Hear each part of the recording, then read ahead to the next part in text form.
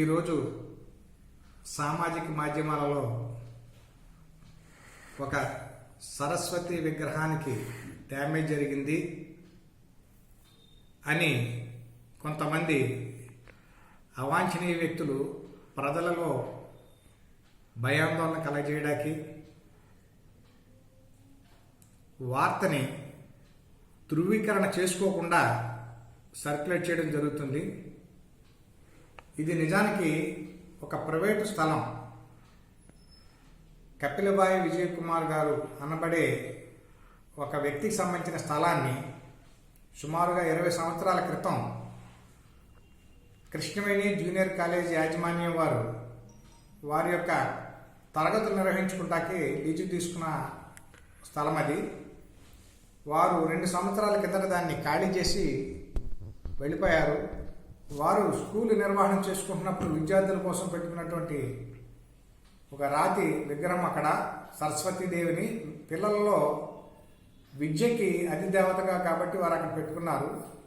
అయితే అది ఎప్పుడో సంవత్సరం క్రిందట అది డ్యామేజ్ అయినట్టుగా ఆ స్థలం యజమాని వారు మరియు ఆ కాలేజీ తాలూకు ఉపాధ్యాయ వర్గం కూడా చెప్తున్నారు.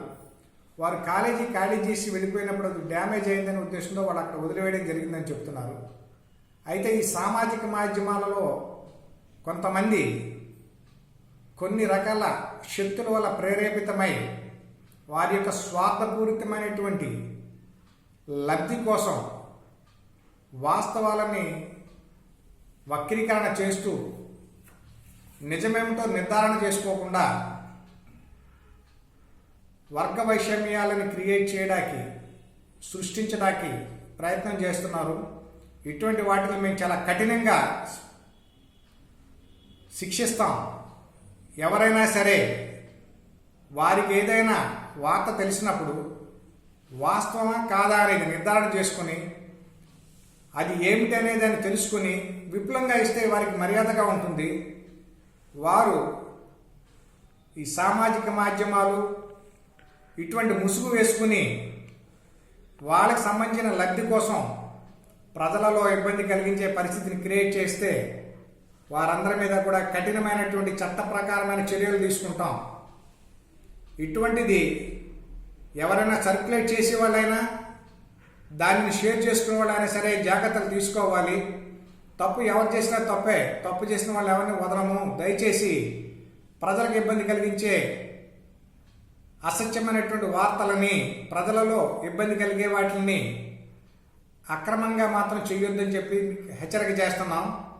దీని కారకులందరినీ కూడా ఐడెంటిఫై చేసి చర్యలు తీసుకుంటాం.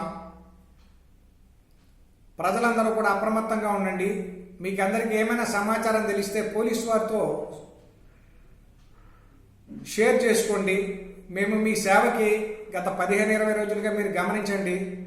రాత్రులు పోలీసులందరూ కూడా దేవాలయాల దగ్గర రాత్రులు 1-2 సార్లు తనిఖీ చేస్తూ, అదేవిధంగా ప్రతి దేవాలయం దగ్గర చర్చి, మసీదు అన్ని చోట్ల కూడా కెమెరాలు పెట్టించడానికి నైట్ వాచ్మెన్లు పెట్టిస్తూ రక్షణకు చర్యలు తీసుకుంటున్నాం. ఇంత జాగ్రత్తగా చేస్తున్నటువంటి పోలీసు వారు ప్రజల యొక్క సహకారంతో చేస్తున్నటువంటి చర్యల్ని అందరూ అర్థం చేసుకోండి. ఈ చర్యలను ఇంత జాగ్రత్తగా చేస్తున్నప్పటికీ కూడా ఏదో పాత ఇన్సిడెంట్లు, అక్కర్లేని విషయాలని ప్రొజెక్ట్ చేస్తూ ప్రజల యొక్క దృష్టిని మరల్చడానికి లేనిపోని వ్యాపకాలు క్రియేట్ చేయడానికి ప్రయత్నం చేస్తున్న వారి మాయలో పడవద్దని ప్రజలందరికీ కూడా విన్నపం చేస్తున్నాము. మా పోలీసులందరూ కూడా ప్రజాసేవ కోసం ఇతోధికంగా కష్టపడి మీకు అందరికీ సేవ చేస్తాం. ఏ సమాచారం ఉన్నా మాతో షేర్ చేసుకోండి.